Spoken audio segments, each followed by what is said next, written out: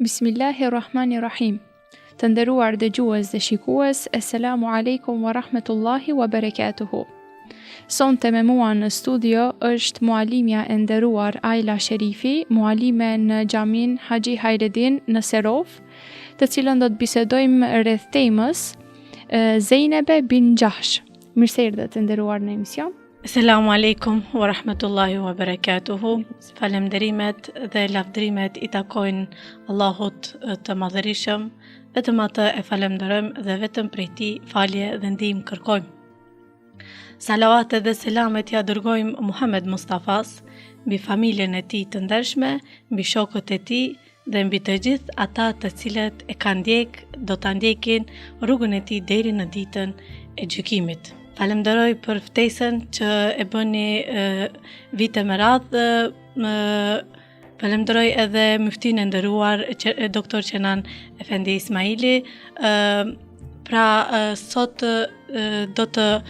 do të bisedojmë për gruan që përmendet në Kur'an dhe gruaja e pejgamberit sallallahu alaihi wasallam, Zejnebe bint Jahsh.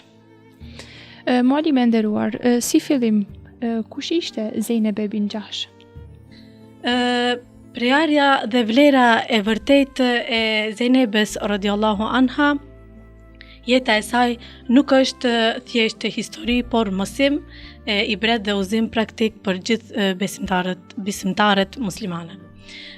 Zejnebja radiallahu anha ishte edhe nga një familje fisnike, megjithatë ishte edhe kushërira e pejgamberit sallallahu alaihi wasallam.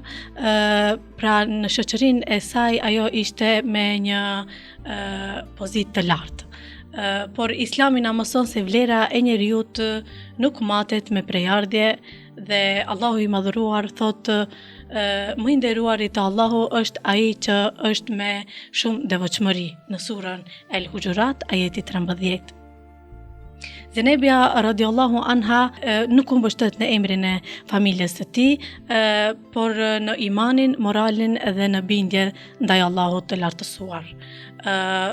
Ky është mesazh i fortë për ne sot, pasi që në kohën që jetojmë ne, gjykojmë në shumicën e rasteve ku gjykojmë sipas pasurisë, familjes dhe apo statusit.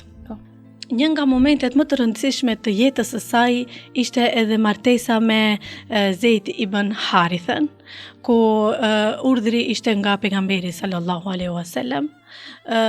Por shoqëria e asaj kohe nuk e shihte këtë martesë si të përshtatshme, por këtë martesë e shifshin të vështirë për të pranuar. Pikërisht për këtë rast Allahu e zbriti ajetin kuranor ku thuhet nuk i takon asnjë besimtari apo besimtareje kur Allahu dhe i dërguari i tij vendos për një çështje dhe të kenë zgjidhje tjetër për atë çështje, në surën El Ahzab ajeti 36.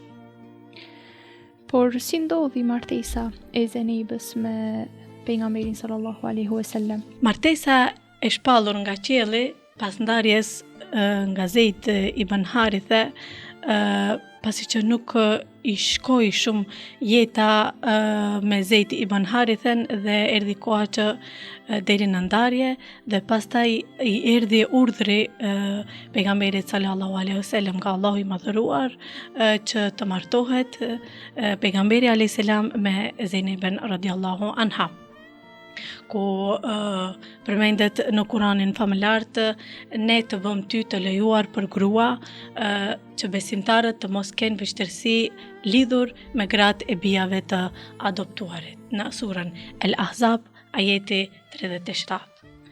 Kjo martesë nuk ishte çështje personale, por ishte ligj dhe udhëzim për umetin. Allahu deshi ta sqarojë se adoptimi nuk krijon lidhje biologjike apo juridike. Për këtë arsye, Zejnebja radiallahu anhu thotë Allahu më martoi nga mbi 7 qiejt. Dhe sa i madh është ky nder që një grua emri i së cilës u përjetësua, domethënë u përmend në Kur'an, jo për pasuri, për bindje ndaj urdhrave të Allahut të Madhërisëm. Si ishte personaliteti i Zejnebës radiallahu anha? Personaliteti i Zejnebës radiallahu anha do ta cekim në devotshmëri dhe sadaka dhe ajo kishte punë. Ku Zejnebe bint Jahsh radiallahu anha ishte e njohur për sadaka dhe frikën ndaj Allahut të lartësuar, ku Aisha radiallahu anha ka thënë Zejnebja ishte më e dalluara nga ne për devotshmëri dhe sadaka. Pejgamberi alayhis salam ka thënë ajo që do të më bashkohet pas vdekjes sime do të jetë me një dorë të gjatë. Fillimisht këtë e kishin kuptuar sikur dora e gjatë në anë të fizikës, kurse dora e gjatë ishte pikërisht ku përmendet sadakaja. Dhe po ashtu, pas vdekjes së pejgamberit sallallahu alaihi wasallam, ishte Zejnebja radiallahu anha e para që vdiq pas pejgamberit sallallahu alaihi wasallam. Ajo punonte me duart e saja dhe fitimin e jepte për nevojtarët, kurse ajo jetonte një jetë normale dhe shumë të thjeshtë. Dhe pejgamberi alayhis salam ka thënë nuk ka ushqim më të mirë se ai njeri që e fiton me duart e veta. Mualime nderuar, cili është mesazhi yt për në fund? Mesazhi për ne sot të dashur shikues dhe ndëgjues, jeta e Zejnebës radiallahu anha na mëson se bindja ndaj Allahut është nder, durimi pas çdo sprove është shpërblim, sadakaja pastron zemrën dhe Allahu e ngrit atë që është i sinqert me të. Ku Allahu në Kur'an thotë kushdo që i bindet Allahut dhe pejgamberit sallallahu alaihi wasallam, ai do të fut në xhennet, në surën Nisa ajeti 13.